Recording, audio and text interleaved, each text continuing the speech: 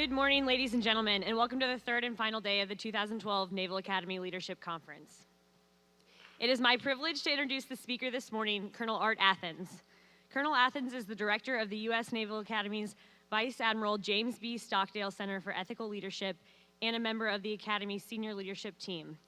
Colonel Athens retired from the Marine Corps in July 2008 with over 30 years of combined active duty and reserve service. As a Marine officer, he commanded units in the 3rd and 4th Marine Aircraft Wings, served with U.S. Space Command, and instructed at Marine Aviation Weapons and Tactics Squadron 1, the Marine Corps' equivalent to the Navy's Top Gun school. Additionally, he was a White House Fellow under President Ronald Reagan, the Special Assistant to NASA Administrator following the Space Shuttle Challenger accident, the Executive Director of OCF, a worldwide nonprofit organization helping military personnel integrate their faith and profession, the Commandant of the United States Merchant Marine Academy, and the Naval Academy's first Distinguished Military Professor of Leadership. Aside from his professional responsibilities, Colonel Athens has been a volunteer lacrosse coach at the high school and collegiate levels. The Washington Post recognized him as the High School Coach of the Year. Colonel Athens holds a bachelor's degree in operations research from the Naval Academy, where he lettered in lacrosse and served as the brigade commander, the senior ranking midshipman at the Academy. He also earned his master's degree from the Naval Postgraduate School and the Army School of Advanced Military Studies. He is married to former Mistina Root of Williamsburg, Virginia, and they have 10 children. Please join me in welcoming Colonel Athens. Thanks, Sarah.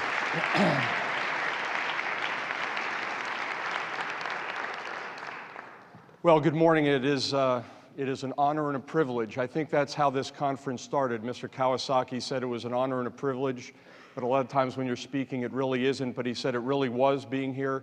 Well, it certainly is for me as well this morning. Sarah did mention I do have 10 children, so I'm going to get your questions out right away, even before the microphone questions. Yes, they're all mine. Yes, they're all with the same wife, and yes, we know how it happens. So in case you're worried about me, and I'm very fortunate because actually my wife Misty and 3 of our children actually get to join me this morning. So my wife Misty, son Stephen, daughter Stephanie, and daughter Deborah are here. So I'm always excited to have my own fan club here joining me. I hope this has been a very valuable experience for you over the last couple of days, both from what you've learned as well as who you've met. And maybe the latter is even more important because the relationships that are established, the people that you meet, you just don't know how those intersections continue to occur through a lifetime. So I hope it's been a great conference for you. And I want to salute each one of you who sits there today for being interested and committed to leadership development. Because I'm not sure there's more an important aspect of life than taking on leadership responsibility. And you're here to get better at it. I'm here to get better at it. It's a lifelong pursuit. And when I thought about you and leadership development, I was thinking about someone that was actually mentioned in the panels yesterday, a gentleman by the name of John Gardner. John Gardner is a hero of mine, someone who has always been committed to developing young leaders. He was a Republican, yet he signed up under Lyndon Johnson to become the Secretary of Health, Education, and Welfare. He founded Common Cause, which is a nonprofit, nonpartisan organization that really looks at how government is operating, and a bit of a watchdog. But John Gardner, his greatest passion was the leadership development of young people. And I remember he once said, comparing today to a long time ago, he said in a sparsely populated set of colonies that had a population of about 2.5 million people, we were able to produce the likes of Washington, Adams, Jefferson, Madison, Monroe, Hamilton, Franklin, the list goes on.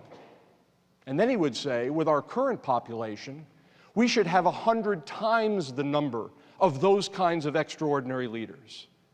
He said, but we don't. And then he said, but we could. That's vision. And you're part of that vision. You have the opportunity to be those future Washington, Jefferson, Adams, and so many who have impacted the world. Hold that vision as you leave this place. Now, that's been the main topic for the last couple of days, is vision in uncharted waters. I'd like to tackle one aspect of vision that's been alluded to over the last couple of days. It's been modeled by some of the speakers and panelists, but we haven't directly touched on it, and I want to do that this morning. And I think it's an aspect of vision that is the key to go from vision to action, from vision to execution, from vision to victory. It's really the key. And to look at this aspect, I'd like to look at a measurement of 4 feet, 8.5 inches. 4 feet, 8.5 inches. Now, what is that? Well, what it actually is the railroad gauge in the United States. It's the distance between the 2 rails on any system anywhere in the United States. If you measured it from one rail to the other, it would be 4 feet, 8.5 inches. Sounds like an odd number. So the question is, why 4 feet, 8.5 inches? Well, the reason is because the British rail system has a gauge of 4 feet, 8.5 inches. And the people who built primarily the United States railway system, who supervised, were from Britain. Well, why does Britain have a 4 feet, 8.5 inch rail gauge? Well, the reason is it's because the people who built the British railway system built the tramways in England, and they were the same people who built the railway. So why is the tramway rail gauge in Britain that predecessed those railroads 4 feet, 8.5 inches? Well, the reason for that is the people who brought the tramways into existence, they used the same tools and devices that the people who built the wagons in England did. They just used the same tools, and they were already set at 4 feet, 8.5 inches, so they took the wagon makers and used that for the tramway system that then used it for the railroad system. Well, why did the wagon people do 4 feet, 8.5 inches? And the reason was you had to have a wagon that had that spread on your wheels if you were going to survive the ruts that were in the roads all over Britain and all over Europe. Well, why were there ruts that were 4 feet, 8.5 inches wide? Well, the reason is because the Romans built the road system in Europe. And they had chariots that caused those ruts to be formed over the years that eventually would lead to everything else. But why were those ruts 4 feet, 8.5 inches? And the reason was that was the width of the chariot wheels of a standard Roman chariot. But how did they get 4 feet, 8.5 inches? Well, they got that because at one point in time in history, the decision was made to make a standard chariot for the Roman Empire. And they pulled in 2 average-size war horses. They got on the backside of those horses, measured the distance, and kicked it out just a little bit because the wheels would have to be outside those horses, and that distance just happened to be 4 feet, 8.5 inches. So when you look at the railroad system of the United States, you go, why is it 4 feet, 8.5 inches? It's because of the backside of 2 war horses of the Roman Empire. Now that's a story. What does that have to do with vision? Well, it has everything to do with vision. If the vision for your unit or your organization or your school is to challenge assumptions, to think out of the box, to ask the question, well, you say we always have done it that way. Who says we have to do it that way? Now, you can develop a PowerPoint presentation that has lists of bullets, even if you use big graphics and big fonts. You can have your PowerPoint and your listing of your vision. Or you could tell that story. I guarantee you that you will never look at a railroad track again the same way, because it will be inside of your mind even if you try to put it out. If I put a PowerPoint up and say our main vision is to make sure we challenge assumptions, think out of the box, and ask the question, why do we always do it that way? You would not remember it. It's how we're wired. We're wired for stories. If we are going to make vision into action, into execution, into victory, we need to be able to tell stories. And we need to connect those stories to our vision so people can see it. So the software of the mind is programmed towards where we want people to head. I've had the good fortune of getting to know a man by the name of Jim Donald over the last 5 years. Jim Donald was the CEO of Starbucks. At the height of its growth, he was named the nation's top CEO a number of years ago. Jim Donald led by stories.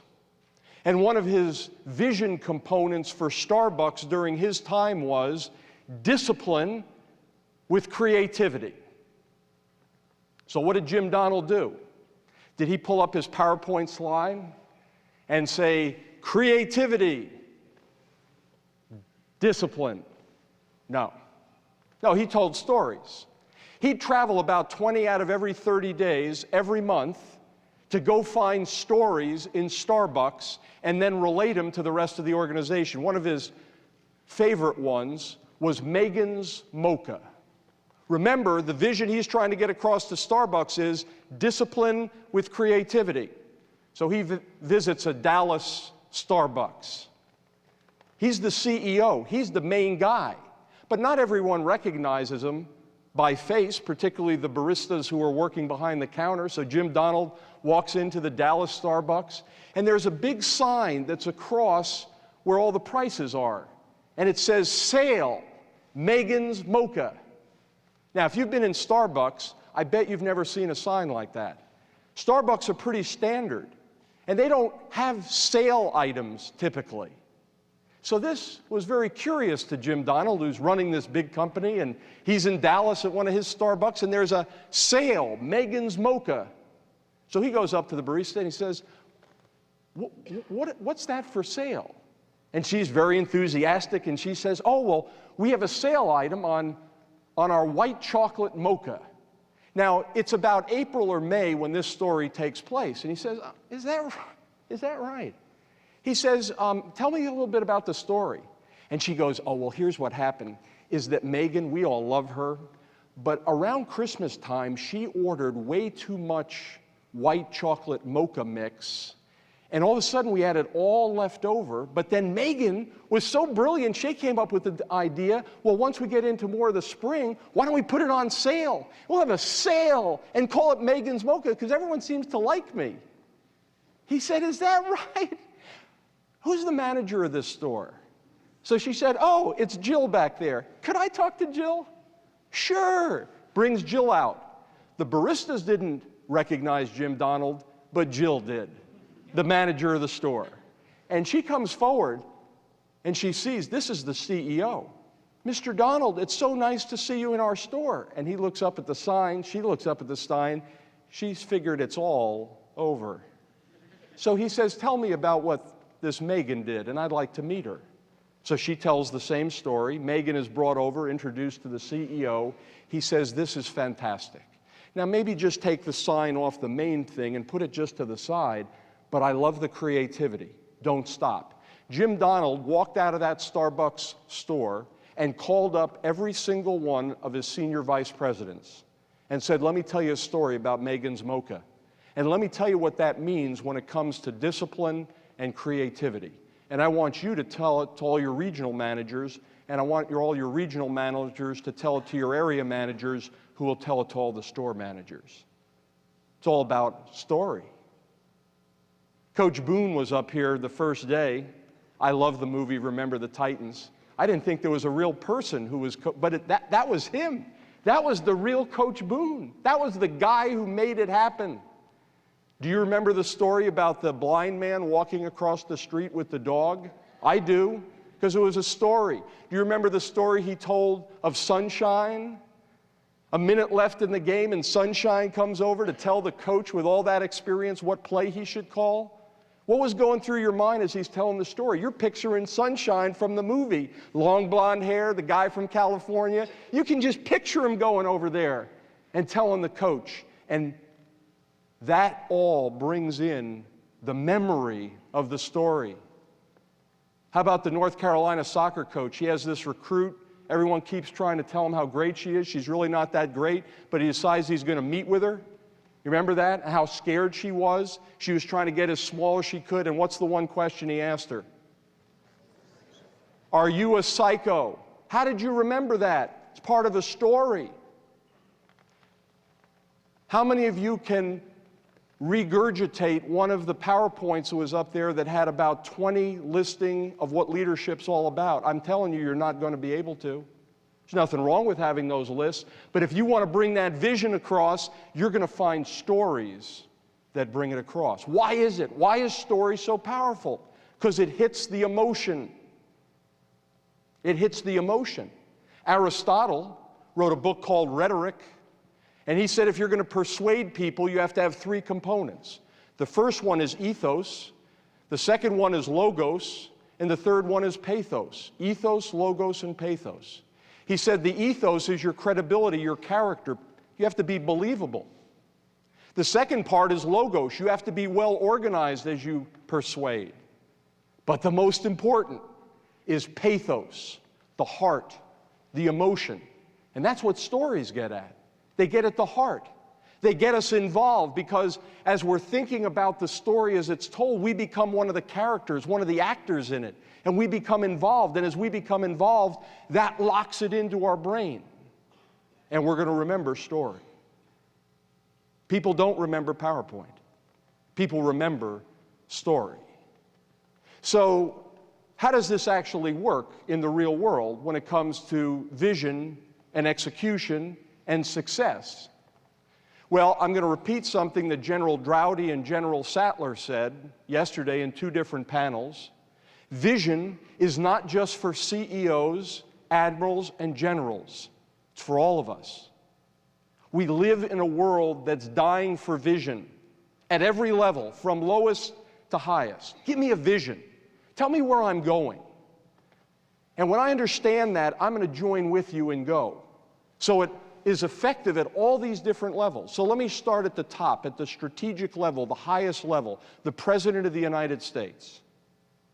I had the good fortune of serving as a White House fellow under President Reagan. By the way, John Gardner is the person who established the White House Fellowship Program under Lyndon Johnson, to bring in young leaders, to expose them to government, to help them maybe become better leaders and become those people that could make a difference in their nation. So I'm under President Reagan. President Reagan's great vision, more than anything else, was to defeat the evil empire, as he called it, the Soviet Union. How many of you were born after 1989? What happened in 1989? The Berlin Wall falls. 1990, the Soviet Union collapses. Nobody thought that was possible when Ronald Reagan came in as President of the United States. But I'm going to tell you, Ronald Reagan didn't use PowerPoint. Well, of course, it wasn't sort of around when he first came in, but even if it was, he wouldn't have used it, because he would have used story just like he did. He used to love using imagery to help people join on with the vision. And Reagan was very good at using humor to do that. One of his favorite stories about the Russians, because he was always trying to compare the freedom of the United States, the totalitarianism of the Soviet Union. And he would use humor and story to help generate that.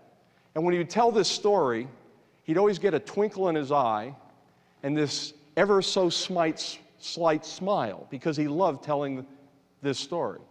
He said in the Soviet Union, only 1 of 7 families has an automobile. And for the average Russian, the wait time, once you order an automobile, is 10 years. So you sign up for an automobile, and 10 years later, you get your automobile. So he said a Russian, one of the average Russians, walks into the dealership and is going to make this commitment, fills out tons of paperwork, and then has to actually put down a lot of money.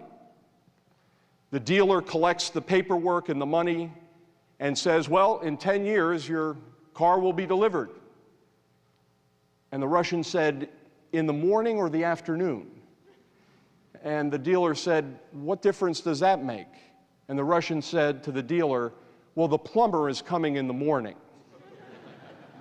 He used to love that one. The other one he used to love to tell is that there's an American and a Russian debating the politics of their two countries. And the American said, well, let me tell you something. In my country, the United States, I can walk into the White House, I can go into the Oval Office, and I can bang my fist on the president's desk and say, Mr. President, I don't like the way you're running our country. The Russian says, well, I can do the same thing in my country as well. The American says, you can? The Russian says, absolutely.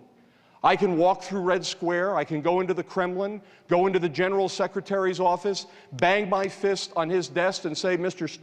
General Secretary, Mr. Gorbachev, I don't like the way President Reagan is running his country. He used to love those stories. And it was all part of establishing the vision. I would challenge you, when you leave and go back to your respective places, to look up on the internet President Reagan's speech at the Berlin Wall, where he said, Mr. Gorbachev, tear down this wall. But read the rest of the speech and see how much of it is involved with story and imagery. He was great at it.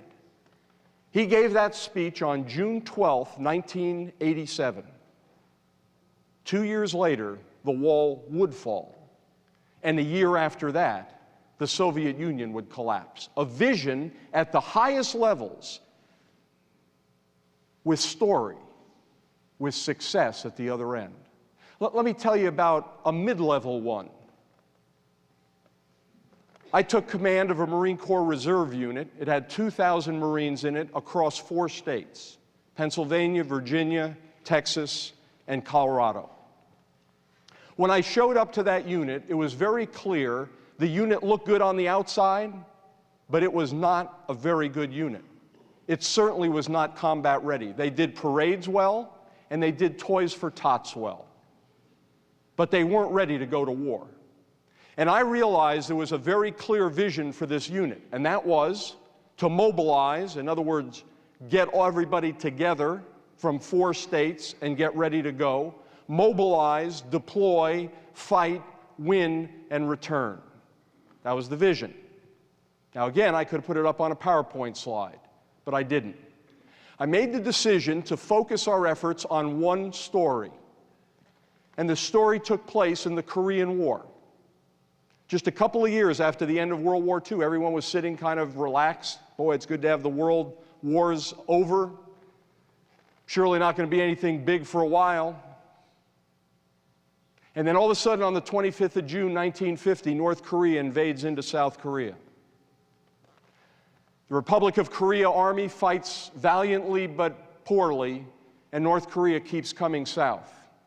So the United States had a reaction force that was in Japan. It was part of the 24th Infantry Division. It had 540 soldiers in it, and it was commanded by a man by the name of Lieutenant Colonel Charles Smith. It would eventually be known as Task Force Smith. They flew in Task Force Smith. They brought them to Osan, about 35 kilometers south of Seoul, and told them, hold against the North Koreans. Task Force Smith was told, as soon as the North Koreans see that there are U.S. forces involved, they'll flee and turn the other way. On the 5th of July, 1950, the North Koreans, with an armored brigade in the spearhead, began to move south towards Task Force Smith. Task Force Smith fired recoilless rifles, bazookas, at T-34 tanks that the North Koreans had, and they had absolutely no effect. They realized they had forgotten to bring anti-tank mines with them. They were ill-prepared. They were ill-trained. They had nothing up here preparing them to be ready for action. The attack by the North Koreans started at 7 in the morning.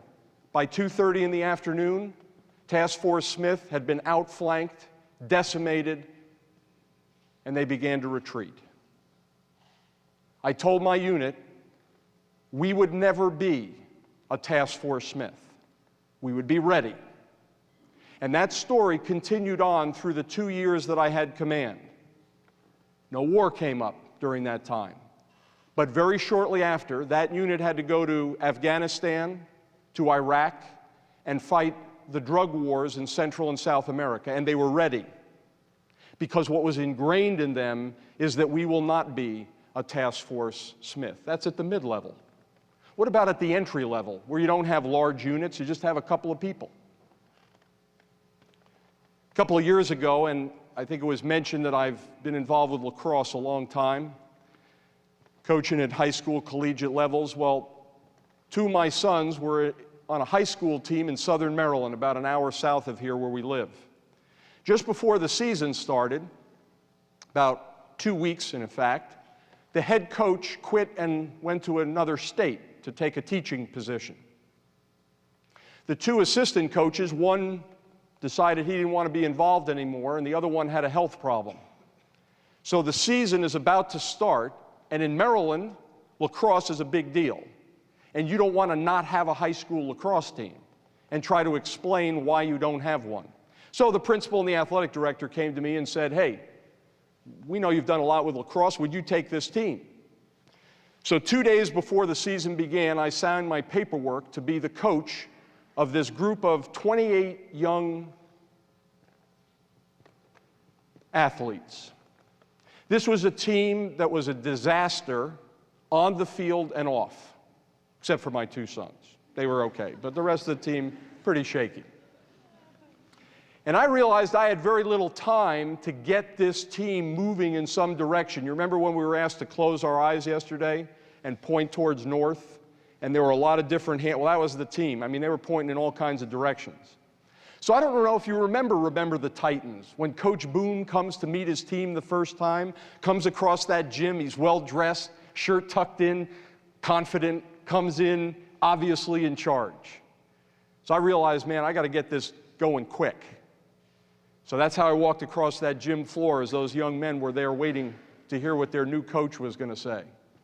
And I came up in front of them and I said, if you look around this gymnasium, there's no lacrosse banner. There has not been, and the only way you get a banner is to win a championship, either conference, region, or state. They all kind of looked. And I said, we're going to put a banner up this year. We're going to be champions. We're going to be champions against all odds. And we're going to be champions on and off the field. People are going to see us as champions. Now, I'm not sure I even believed what I was saying to these guys, because I'm looking at them going, man, there ain't much lacrosse talent there, except for my two sons. So all of a sudden, I've got to decide, so how do I get this vision across to them? It's got to be by story. So the story that came to mind was a story out of the Bible in the book of Judges. There's a young man by the name of Gideon. Just to give the historical context, Moses has taken Israel out of Egypt and brought them close to what is now Israel. Joshua eventually is the commander who brings them in. They're there. But after Joshua dies, there's a lot of problems. And one of the great enemies, the Midianites, keep harassing the Jewish people. And God calls to Gideon and says, I want you to beat the Midianites. Now, Gideon doesn't sort of see this to be his role. And he's pretty nervous about this because he's heard the Midianites are like locusts in the field when it comes to their army. Like there's tons of them. And their camels are like the sands of the seashore. Tons of them. But Gideon goes through some challenges and he finally realizes, I guess I'm going to have to do this. So he has 32,000 soldiers. And God says to Gideon, there's too many. Ask who wants to go and not fight, and they can go home.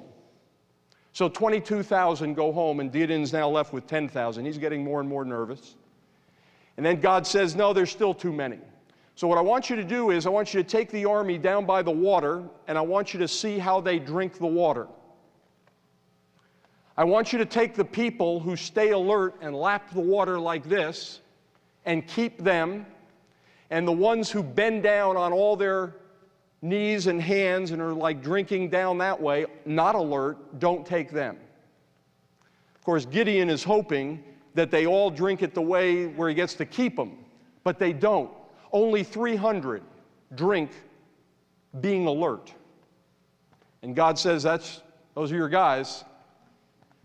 Gideon's like, what are you talking about? Like 300, I'm going against multitudes. But the plan was even more amazing, because the way Gideon did this is he told each of the 300 to get a trumpet and a pitcher and put a torch under the pitcher. He then broke them into 3 companies of 100 each. And he said, when I give the sound, I want you to shout, I want you to break the pitcher, and I want you to blow the trumpet. And they're all thinking, man, this guy, what kind of commander do we have? But that's exactly what they did. And the Midianites were so confused that they actually attacked each other and destroyed themselves, and then the Jews went ahead and pursued. But it was 300 against the multitudes using very unique methods. I told my team, that's us. We don't have many. Like, we only have 28 guys. Most of the teams we're playing are going to have like 40. And we're not going to be able to do it the same way everyone else does. But remember what the vision is: victory. So we would win a championship. First Southern Maryland team ever to win a regional championship. First Southern Maryland team ever to go to the state championships. So we got that banner. And it was tied in with a story. Let me tell you on a personal level. Our 3rd oldest child, Andrew, got married just before Christmas to a young lady by the name of Kylie. And Andrew and Kylie asked me if I would talk at their wedding and say something. So I was thinking about, what's the main thing? What do I need to tell them? What's the vision I want to give to them as they go off in life together? I thought about words like love, friendship, companionship, partnership. Then I realized, no, the real vision that they need to have is based on one word. The word commitment. You're in it for the long haul. And you make the decision now, you're in it for the long haul. Now, I could have put up a PowerPoint at their wedding, but I didn't. Instead, I told them about Julius Caesar in 49 BC. Because in 49 BC, Julius Caesar was the governor of Gaul, which is present-day France and Belgium and some other spots. And he didn't like what he saw happening in Rome. So he made the decision that he had to attack. And there was a river. The name of the river was the Rubicon. It was on the north side of Italy. But there was a Roman law that any army that crossed the Rubicon would be liable to the full force of the Roman Empire. So when Julius Caesar approached that river, he realized this was it. Like, once I step across that river, I'm committed. There is no turning back. And when Julius Caesar made the decision to cross and continue, the whole history of the Roman Empire changed. But it came down to commitment. Stories and vision go together. We remember stories. We don't remember outlines. So how do we do this? Well, number one, you got to find stories. Find stories. If you're alert to finding stories, you will find them. They will find you. They're on the internet. They're in history books. They're in biography. There are allegorical stories that have been told for centuries that are great stories to use. I'll give you the name of a book, and I don't get any proceeds from this, but in the Marine Corps, we have a martial arts center of excellence because every single Marine is trained in martial arts. Their motto is, one mind, any weapon. I love it. One mind, any weapon. So they're training not only the physical capacity of the Marine, but the mental and spiritual capacity as well. And they do it through stories. Every time they teach a new move, they teach a story with it that reinforces what they're supposed to learn. And the deputy director of the Martial Arts Center he compiled a book of stories. It's called Tie-Ins, Tie-ins, Tie-Ins for Life, because that's what they call them. This is a tie-in to the move we've just done. And it has story after story, wonderful stories that cover all kinds of aspects of life. But find the stories. Then the second thing you have to do is you have to practice and rehearse the stories. to friends, to the mirror, doesn't matter. You've got to realize you're all natural storytellers. Go down to a playground where there's a bunch of 5- and 6-year-olds. Are they passing bullet points to each other? Like, hey, let me show you my newest PowerPoint. No, they're not. They're telling stories to each other. You were born to be a storyteller. It fits right in. And then you got to just do it. You just got to tell stories and try to keep thinking about, for this given situation, how do I tell a story? I tell people that prepare for interviews, forget all the lists of your strengths and all that stuff. Tell them stories about you. They're not going to remember all those individual, unique, no, they're going to remember stories. I remember this one midshipman who I just finished teaching about stories, and he's having to go before the superintendent because he was in a little bit of trouble. And as he got ready to go, I happened to meet him outside of the superintendent's office, and I said, "You all ready?" He said, "Yes, sir." I said, "Well, what are you going to do?" He said, "I'm going to tell them stories about why I should be here." I said, "Good for you." He came out. He was retained. He's now a first lieutenant in the United States Marine Corps and doing a great job. Stories. So, let me end with this, with a story. November 1918, World War I, the war's about to end. General John Lejeune is a division commander for the U.S. forces in France. I don't know if you got a tour of the Naval Academy, but there's a little statue of John Lejeune that sits outside of Lejeune Hall that's named after him. He was the 13th Commandant of the United States Marine Corps, highest ranking Marine, 13th one of the greatest of all times. I don't know if you saw the other two big statues. There's a big statue of Admiral Stockdale, love Admiral Stockdale. Big statue of Admiral Lawrence, I love Admiral Lawrence. But poor Lejeune, he's got like this little statue. I'm going to go one night and put in one of those pump-up things, you know, so he can get a little bigger. Anyway, he's a division commander in World War I. Huge responsibility. The ceasefire is called. The war is over. The very next day, General Lejeune is visiting his field hospital. And as he's walking through the hospital, he sees a young Marine who has an amputated leg. He walks over to that Marine sergeant and he says, "Sergeant, what happened to you?" Sergeant said, "Sir, yesterday there was a bridge across the Meuse River, and my battalion was given the mission to take that bridge, and as I was crossing the bridge, artillery fire came in, small arms fire, cut into my leg in bad shape, and they brought me here to the field hospital last night, and they amputated my leg to save my life." General Lejeune said, "Did you say that occurred yesterday?" Sergeant said, "Yes, sir." He said, "Didn't you know that the war was going to end at any moment yesterday?" Sergeant said, "Well, yes, sir, that was common knowledge on the front."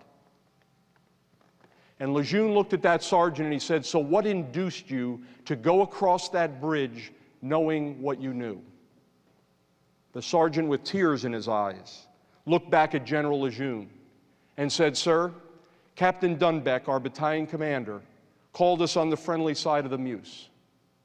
He pointed to the bridge and he said, 'Men, I've been given the mission to secure that bridge, and I'm going across that bridge, and I expect you all to follow me.'" And then the sergeant looked again at General Lejeune and said, "Sir, what could we have done? We certainly weren't going to let the captain go across the bridge by himself. We loved him too much for that." After General Lejeune would tell that story, he would always say this: "I've always felt that the incident that I just narrated gives one a better understanding of the meaning and practice of leadership than all the books that have been written and all the speeches that have been made on the subject." That's always been striking to me.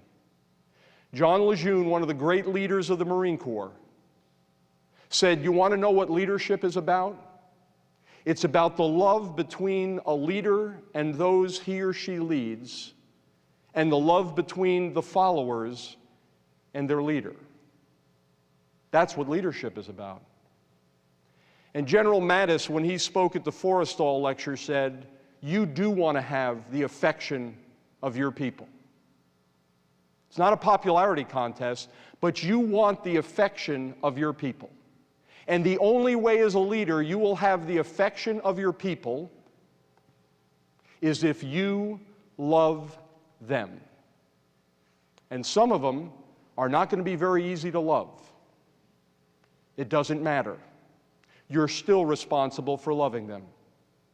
So, have your vision, but create it with love. Tell your stories, but tell them with love. Lead, but lead with love. Because ultimately, that's the greatest vision, is to lead with love. I thank you for your attention. I thank you again because you care about leadership development. And I thank you because you can be one of those that John Gardner tried to develop over his entire lifetime, the next Washington, Jefferson, Adams, and the rest. And I'd be more than happy to entertain your questions up here at the microphone. You can ask me why I have 10 children. It's a long story, and I'm not going to tell you. But anything else is fair game. And I know there are buses and vans and airplanes and all kinds of things to catch, but I'd be more than happy to stick around to answer any questions you might have. Thanks.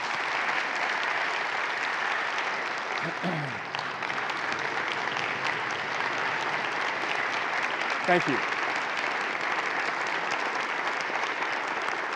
All right, questions?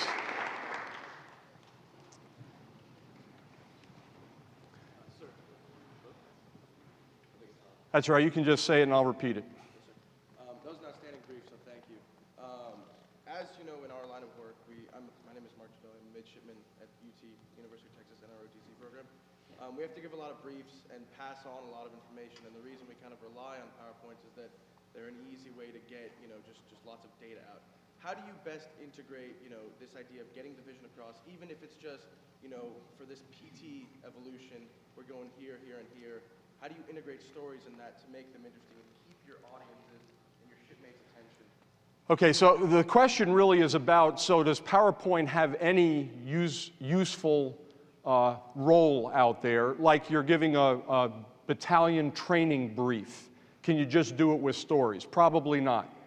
So there's times where you do use PowerPoint, but I'll tell you one of the things you should always be thinking about is there a way to present this data in a more interesting way or a way that is going to grab people's attention? And I'll give you a website to go to.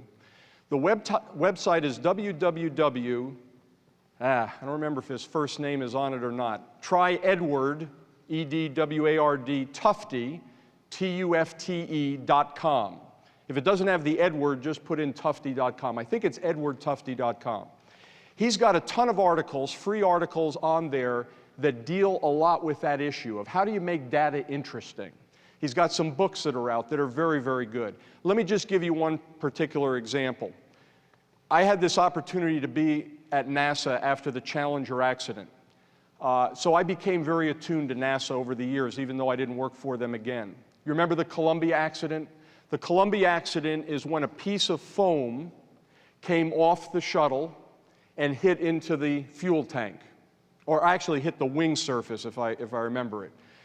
So they're up in space, and now they're trying to figure out if this is a problem or not. If you go to Tufte's website, find the PowerPoint that was used by a certain corporation that made the external fuel tank, and see how they presented the data. There's just tons of information on this slide. The main point of the slide was, what we've tested before to see if it's a problem is about that size. The size of what came off of the shuttle, the external fuel tank, is about the size of one of those large balls you kick around in the gym. If they had just brought those two in, here's a golf ball and here's one of these big balls, we tested this is what hit the shuttle, that would have caught people's attention. The data was hidden because there was just so much of it. So I would stick to as little as possible on a given slide. But there are times where you use PowerPoint. I mean, I use PowerPoint for those kinds of things. But I think it's a mindset. The mindset is there a better way to present this than just doing the typical way? One other story, and then I'll go to the next question. But Gerstner, when he came and took over IBM a number of years ago, when IBM was down in the dumps, everyone came in with, at that time, you ever seen an overhead projector? You know those slides you put, I mean, I know you don't use that stuff anymore, but everyone came in with stacks of them. So the very first senior vice president who comes in to brief Gerstner starts with the very first one. Gerstner, the new CEO of IBM, gets up, comes over to the overhead projector, and shuts it off. And he says, have a seat. Tell me what's really going on in your area. Of course, that put a shockwave through IBM. Whatever you do, don't use any overhead Well, that wasn't his point. His point was, let's talk about this. So yes, PowerPoint has its place, but have a mindset to say, is there a better way to present the information? And Tufte's got some great stuff. Okay, I guess we keep going back and forth. Is there a reason why everyone stands like way back there and then comes to the mic? Like, I keep thinking about this. There's a medical thing now, you know, some where you have to stand way far away from someone who's getting a prescription. You don't have to do that. You can come down. Go ahead. Sir, Midshipman, First Class Cruise. You cited some positive stories like Megan's Mocha and the story of Gideon, and you also cited some negative examples like Task Force Smith. Do you think one type is more effective than the other, and how do you choose what sort of story to use? Yeah, the question is on stories, are positive stories better than negative stories? I think it depends on the situation, though I think people who actually study this in great detail would say that a positive story, if you can tell it, is always much better than the negative story. So if I had a choice, I would pick the positive one. When I took command of that unit, for some reason, Task Force Smith just immediately came to mind, and it seemed to fit pretty well of something we were trying to prevent. Now, by the way, in each of those scenarios, like when I had the unit, that's not like the only story I told. There were other ones, but that became kind of the anchor story. But in direct answer to your question, those that have a good outcome are normally better than ones that don't. Yes, Go ahead. First Class Ranger, North Carolina State. In the military, especially in the Navy, we really love our sea stories. And the world has thousands and thousands of stories that are created every day. How do you sift through and find the perfect thing to convey the message that you're looking for? So again, the question is, hey, there's a lot of stories out there. How do you find the right one? I keep files of stories.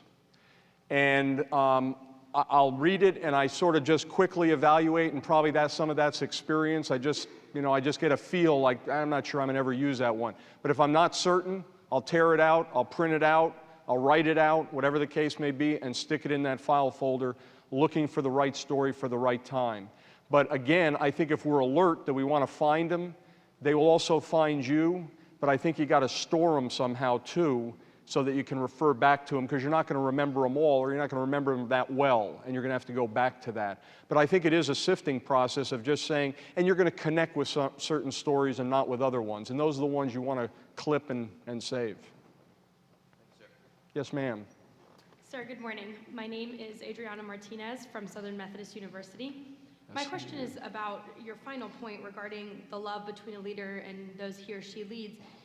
If I could ask you to further elaborate on your definition of love, and then also, you know, for those times when maybe you see a group that you lead fairly infrequently, once every couple weeks or so in you know, the typical meeting, how do you establish that loving relationship to make that a more effective team? Okay, well, that's about a 2-hour presentation, and I actually have one that's called What's Love Got to Do with It? If you remember the song many years ago by Tina Turner, that gets at that very issue. Let me give a quick one at least. Number one, I believe that love is demonstrated by sacrifice. You can tell people you love them all day, but they want to see it in action. I tell my good wife every day that I love her, hopefully multiple times each day. That's not enough.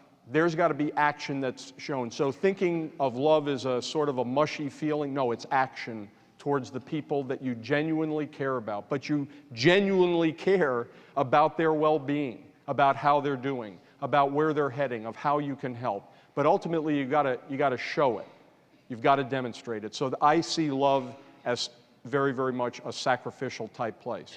If you have infrequent contact, that's when you've got to make the effort to touch out as much as you possibly can. So that means if you're used to just having meetings, the question is, okay, I know George is a varsity soccer player, whatever the scenario is, I'm going to go see that person play soccer, because that's their love.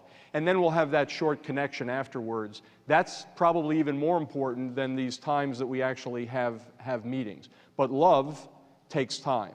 And so when I had a very large unit in multiple states, you got to travel, just like Jim Donald traveling 20 out of 30 days a month to reach the people, to make sure that they knew he cared about them. It was also mentioned, I don't remember what speaker, I think it was actually the Southwest Airlines Braniff guy. He talked about the handwritten notes. If you don't see him that often, write him a handwritten note. It'll have that kind of impact. But again, it's a pretty complex subject. I'll just warn all of you that when I say love your people, that doesn't mean on the first day on the job, or your first day on the ship, or your first day in the school, you bring everyone together. You say, no, everyone get real close. Come here, come here. I just want all of you to know I love you. I absolutely love you. Okay, now go back to work. Just remember, I love you. Has nothing to do with that. Has everything to do with action, sacrifice, and time. Thank you, sir. Hello, my name is Alex Martin. I'm from Marietta College, and I just want to thank you for being here today. But I guess mine has to do more with communication in general, because you kind of talked about getting a vision across through stories and emotion. But in this day and age, with all the social media and things, do you think that there's any validity in using that to get across the vision as well? Oh, sure, sure. Because I actually was thinking about this last night. I didn't mention it today, though. My daughter and my son, my two daughters and son that I see here, I see how often they access Facebook. What is Facebook? Is Facebook a set of PowerPoints, a set of principles? It's mainly pictures, right? That's what attracts people to keep coming back to Facebook. Oh, I wonder what they're doing. It's all about story. So you can use something like Facebook with pictures to symbolize something that's very, very important to you. And that can be part of the communication. Again, it's not like we're walking around as leaders, all we're doing is telling stories. I think it's the foundation, but we build all off of that, and yes, we do use social media. Admiral Jim Stavridis, who is over in the European Command right now, was one of the first high-ranking Navy officers to have his own Facebook, his own whatever, and he used that to touch people and make sure they know what he was thinking. But as a leader, you can use Facebook to tell stories. Hey, I just came back from whatever you posted, it's on, people read it, like it, and then it moves quite a ways. But I did think about Facebook last night, and I thought about what attracts people to keep coming back to it. And it really is more about relationships and stories than it is anything else. So yes, I would use that as, again, that's a whole nother presentation of how we can overdo electronics, but use it. Thank you. Yes, sir. I'm Isaac Inungarai from the University of Nebraska. I had the opportunity to intern at the Union Pacific headquarters in Omaha. The railroad. The railroad, so I knew the 4 feet and a half inches. But I got the opportunity to sit in on a lot of the meetings between upper management personnel in the finance department, and it seems like it was everything in the meetings, all the material was very heavily data oriented. Sure. Lots of PowerPoints, and it almost seems like telling stories to them, to the CFO or whatever, it seemed like a waste of time to them. And I would just like your opinion on how you think you can change the corporate culture where this is prevalent in some areas. So the question is, he went to a lot of finance meetings, and lo and behold, they used a lot of PowerPoint and had a lot of data. Welcome to the world of comptrollers and finances and the rest. Well, number one, you can change the culture if you're the head guy, like Gersten did at IBM. Hey, don't just give me a bunch of financial statistics. What's really happening? So that's one way. If you're at the bottom, you can't be dumb about this and kind of come in and go, oh, I know you were expecting, a chart that showed how I'm not going to do that for you today. Let me tell you a story. No, I think you start by combining the two. You start by still presenting the data that they're used to, but maybe putting it in a context where you use a story, or maybe use a symbol. See, symbols are very powerful as well, not just stories. I'll get back to the finance to finish up that question, but one of our sons who was a football player, they had this team that was also very undermanned, and their main story became the Spartans, the 300 standing in the gap. And every game they would bring out this Spartan helmet, and they'd put it out there, and that was the vision, the symbol. And they did extremely well. So again, I think sometimes just something physical could help break the ice to get it away from just PowerPoint. So I think you have to ease it in, and you can't be ignorant about how the system works. And honestly, the finance guys are some of the toughest because they are very data-driven. You want them to sort of be careful with their numbers, but when it comes to briefing other people, I think there are ways where you can make it a little bit more engaging with other people. So I think you got to do it gently from the bottom. From the top, you can be a little bit more aggressive. Thank you. Any other questions? I'll even take them from the audience, just you sitting there. You don't even have to come up to the microphone. Anything else about vision, leadership, stories?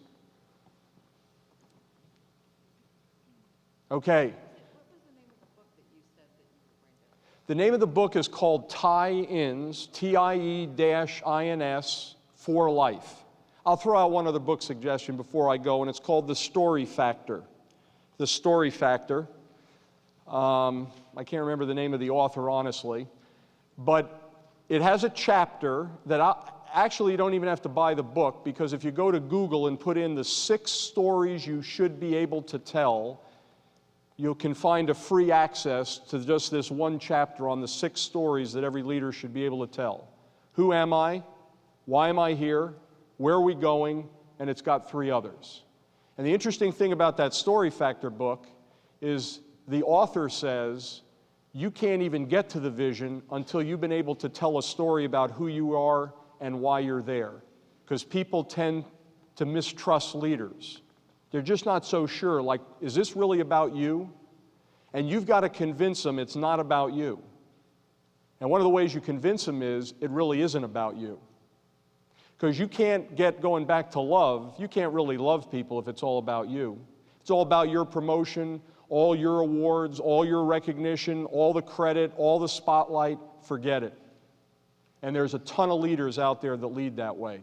Don't be one of them. All right, well, thank you very much. Do you have a question, sir? Probably embarrass myself, but I think that most everybody in the group is going to have to go back to their unit and tell a story. And I'm not in that position. I'm too old for that sort of thing. Each person's probably in their own mind, you know, I got to go back, I got to talk to my group, and I have to tell them some stories. Well, certainly, just talking about general practice, you can make a story about that, but maybe you had some other suggestions to help people cross this bridge. So the question is what if you got to go back, which you are going to have to, and you're faced with your group, and you got to tell them a story maybe about what you did here. But that's the key. Find a story that ties in to what you really learned here. Don't just give them 5 things you learned here. Say, this is the main thing I learned. And maybe there's a story that surrounds it. Maybe it is sunshine going to the sidelines and realizing the main thing I learned at this leadership conference was I've got to be willing to listen to everybody. That theme was mentioned a lot during this last couple of days. So instead of saying, I learned I should always listen to everybody, don't tell them that. Tell them the sunshine story. So again, it's a mindset of, is there a way I can take the information I want to present and put it in the form of a story?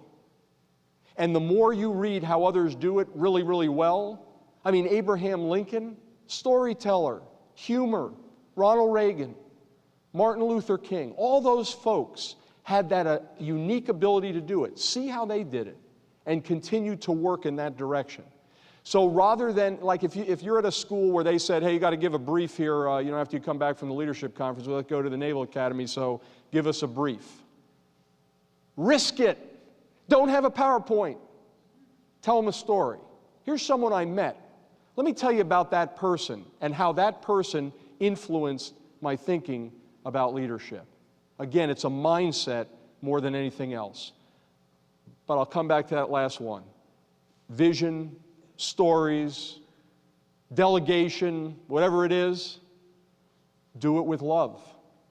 And you can't love if it's about you.